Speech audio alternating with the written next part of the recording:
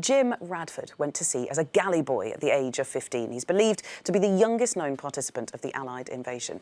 His experiences led him to becoming a vocal peace campaigner in the 1960s and 70s, and he could also sing. Well, he's now hoping that his song, The Shores of Normandy, will top the charts, with all the proceeds going to the building of the British Normandy Memorial. He joins me now from Arromanches in Normandy. Good evening to you, Mr. Radford. Thank you so much for being with us.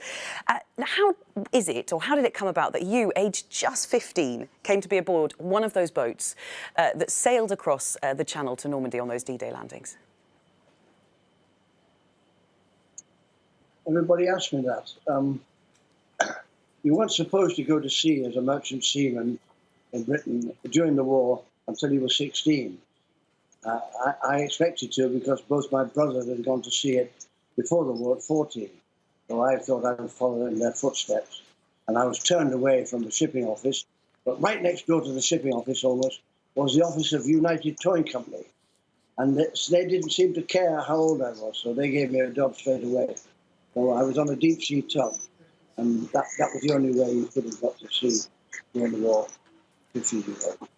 And of course, you as a 15-year-old boy, essentially, speak of the dreadful sights. In your song, you talk of the dreadful sights. You saw the blood-soaked sand, the bodies hanging on wire. How now, 75 years on, how do you remember it now?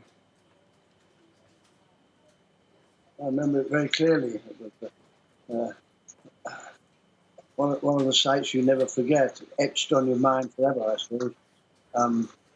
It was like imagine all the war films you've seen rolled into one with a horror film as well. It was pretty horrific. So I'm not likely to forget it.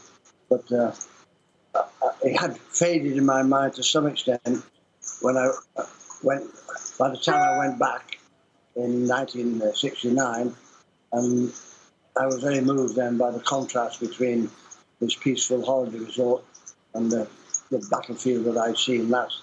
And that's when I decided to write the song, which is now hopefully bringing in some money to build this memorial. Now, the way, of course, that we treat post-traumatic stress, the way that we view these things now has changed enormously since the 1940s, the 1950s.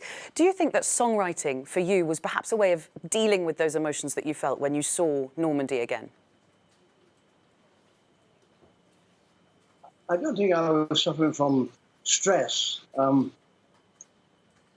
Unresolved grief, I suppose. At the time, you have no time to grieve and mourn for people, and the part of you wanted to do that because even though you didn't know most of the people involved, you felt kinship with them because you were all involved in the same great endeavour. So it was a belated act of respect and mourning for all those lads who never came back. I felt the need to express how I felt about it. How do you feel now that your song, written many years ago, is now competing with the pop stars of today, Ed Sheeran, Justin Bieber? You might knock them off the charts. How does that feel? Well, I'm delighted and surprised. I didn't expect to be anywhere in the charts. I just wrote it to satisfy.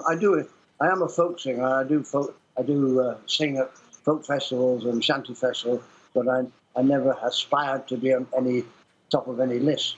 And I'm glad that it is doing well because every copy that's downloaded raises more money to build the memorial at Versailles for the 22,500 British-led troops who fell in Normandy.